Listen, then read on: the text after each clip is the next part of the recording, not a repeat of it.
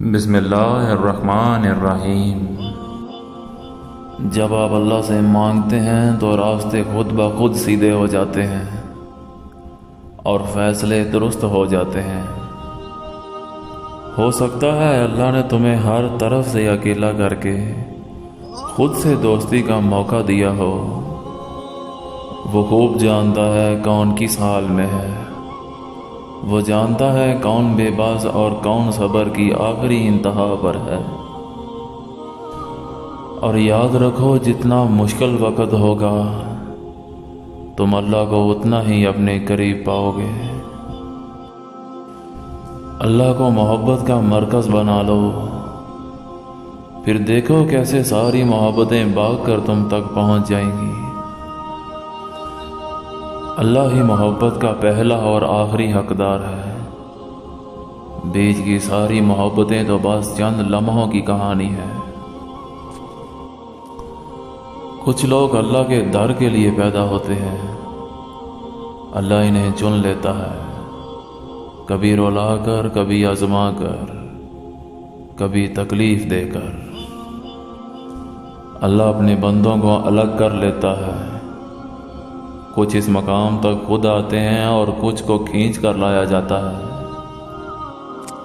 جو دروازے اللہ ہمارے لیے کھول دیتا ہے انہیں کوئی چاہ کر بھی ہم پر بند نہیں کر سکتا۔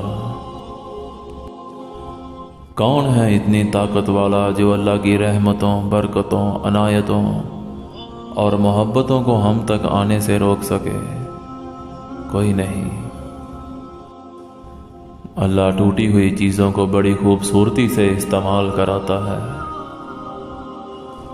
اگر تم محسوس کرو کہ تمہارا دل سخت، جسم کمزور اور رزق کم ہو رہا ہے تو جان لو کہ تم اس کام میں ملوث ہو جو تمہیں نہیں کرنا چاہیے۔ اللہ ہنساتا ہے تو ہنستے جاؤ، رلاتا ہے تو روتے جاؤ، چیزیں دیتا ہے تو قبول کرو، واپس لیتا ہے تو راضی ہو جاؤ۔ بڑی سے بڑی اور آسان فقیری یہی ہے کہ ہمیں اللہ کا ہر فیصلہ منظور ہے۔ اگر اللہ کی نافرمانی کر کے یا نماز پڑھے بغیر بھی آپ کی زندگی صحیح چل رہی ہے تو آپ کو زیادہ ڈرنے کی ضرورت ہے، کیونکہ اللہ تعالیٰ نے آپ کو آخرت کے بدلے یہ دنیا کا عارضی آرام عطا کر دیا ہے۔ اگر اللہ چاہے تو ایک لمحے میں تمہاری سانسیں روک لے، لیکن اتنے گناہوں کے باوجود بھی تمہیں سانس آ رہی ہے اور تم اپنے رب کی کون کون سی نعمتوں کو جھٹلاؤ گے۔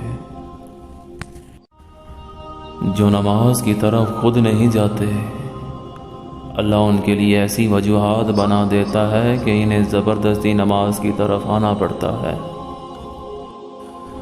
کیونکہ اللہ کو ان سے بڑی محبت ہوتی ہے۔ اس لیے اللہ چاہتا ہے کہ وہ ہمیشہ میری نظروں کے سامنے رہیں، دنیا میں عبادت گزار بن کر اور آخرت میں جنت کا حصہ بن کر۔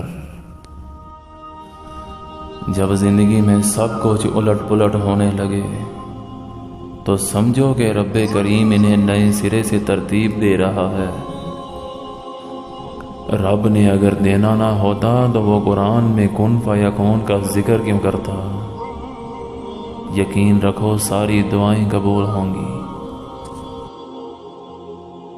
کہ عطا فقط اللہ کرتا ہے، ہمیشہ کرے گا۔ اسی کا ہے سب کچھ جو زمین و آسمان کے درمیان ہے، بس وہ ہم پر اپنے کرم کے دروازے ہمیشہ کھلے رکھے۔ آمین۔